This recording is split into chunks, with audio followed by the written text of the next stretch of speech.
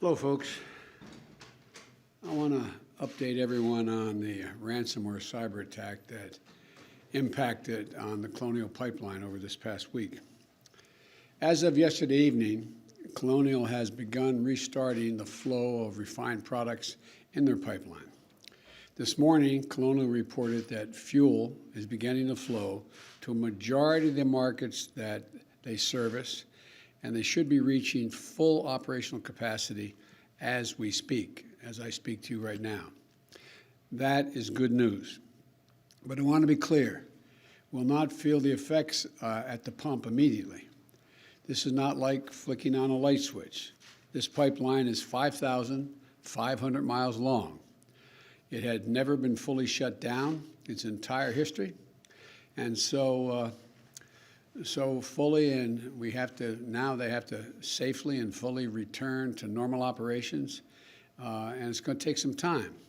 And there may be some hiccups, like I just had, along the way here. Still, we expect to see a region-by-region return to normalcy beginning this weekend and continuing into next week.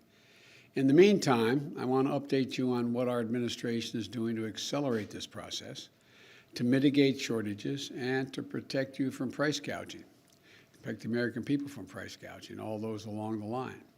First, we relaxed rules for pipeline operators to provide flexibility for emergency personnel to help manually get portions of the pipeline up and running earlier this week. Secondly, over the weekend, we reviewed and worked with the company to get a portion of the pipeline system from North Carolina to Maryland to operate under manual control and deliver its existing inventory. In addition, we put in place emergency orders that lifts the hours restrictions and allowed states to lift weight restrictions for tank truck drivers to be on the road. This allows those drivers to work more and carry more fuel to the affected regions. Third, the Environmental Protection Agency issued a targeted 20-day waiver of standards in several states to give fuel suppliers more flexibility to use available fuels where they're needed, which will boost the fuel supply. And those last two actions have made tens of millions of gallons of additional fuel available each day to be able to be distributed. Put another way, the extraordinary measures the administration has taken, we estimate, sent enough gas to stations to fill the tanks of over 5 million vehicles in the last few days. Fourthly, as part of an effort to use every possible means to accelerate fuel deliveries, last night I granted a waiver of the Jones Act to fuel suppliers. This allows non-U.S. flagged vessels to transport refined fuel products from the Gulf of Mexico to affected areas, and we'll grant additional waivers if necessary. These steps are temporary, but they will remain in place until full service is fully restored. This is a whole of government response to get more fuel more quickly to where it's needed and to limit the pain being felt by American customers. Now, here's what drives the driver in the states that are affected. Here's what you can do, the drivers. Don't panic, number one. I know seeing lines at the pumps or gas stations with no gas can be extremely stressful, but this is a temporary situation. Do not get more gas than you need in the next few days. As I said, we expect the situation to begin to improve by the weekend and into early next week, and gasoline supply is coming back online, and panic buying will only slow the process. And I also want to say something to the gas stations. Do not, I repeat, do not try to take advantage of consumers during this time. I'm going to work with governors in the affected states to put a stop to price gouging wherever it arises. And I'm asking our federal agencies to stand ready to provide assistance to state-level efforts to monitor and address any price gouging at the pump. Nobody should be using this situation for financial gain. That's what the hackers are trying to do. That's what they're about, not us. That's not who we are.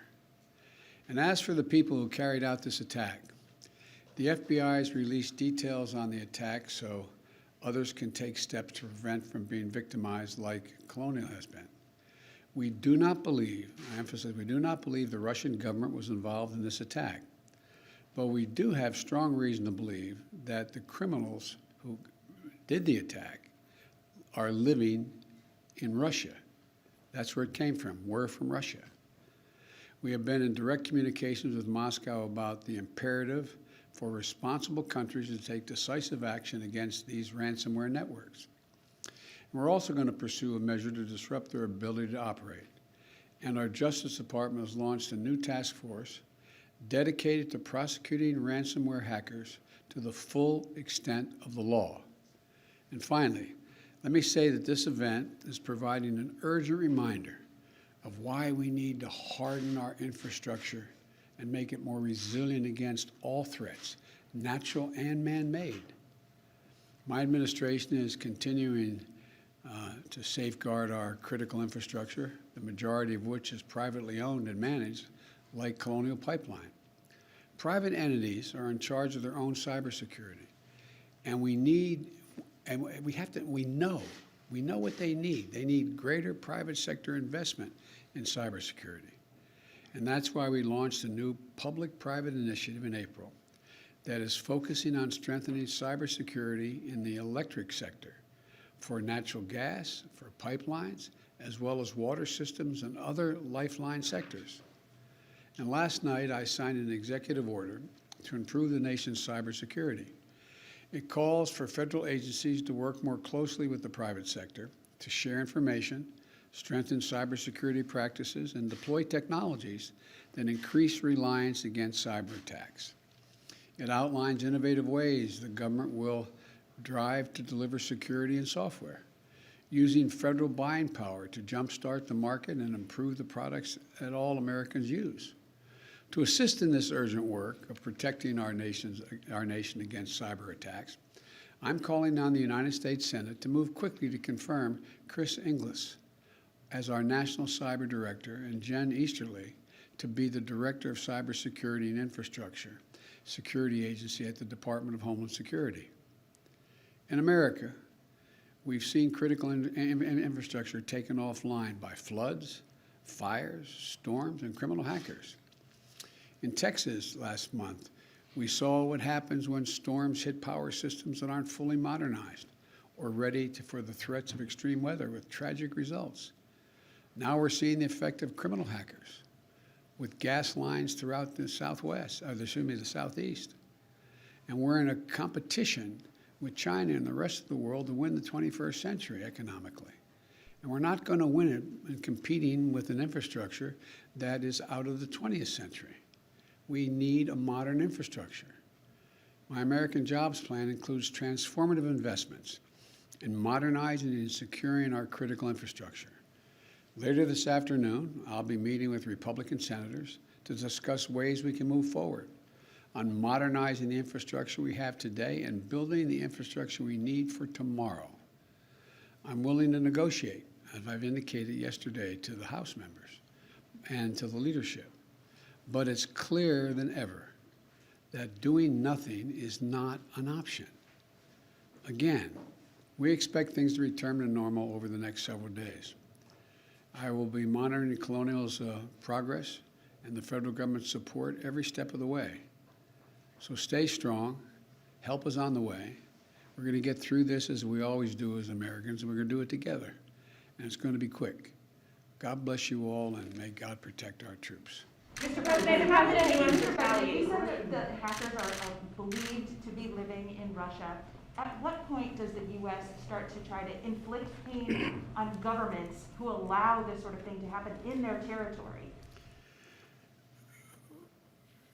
We are working to try to get to the place where we have sort of an international standard, that governments, knowing that criminal activities are happening from their territory, that we all move on those criminal enterprises.